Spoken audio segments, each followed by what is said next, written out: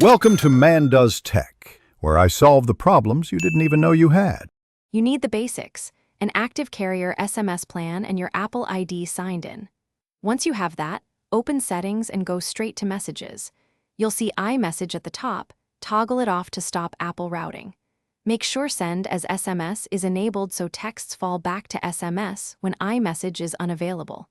If your phone prompts, choose to use your phone number for messages. This puts you into the mode where SMS can be used immediately. Once iMessage is off, focus on routing. Enable Send as SMS so messages automatically switch to carrier SMS when iMessage isn't available. If you need pictures sent via carrier, also enable MMS messaging. Then check Send and receive and deselect any email addresses so your phone number is the primary sender.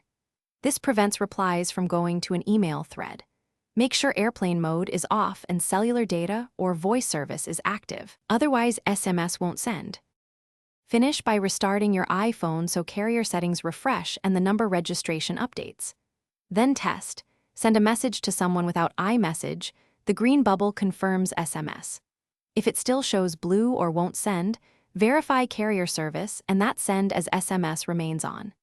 As a single troubleshooting tip, reset network settings if messages fail.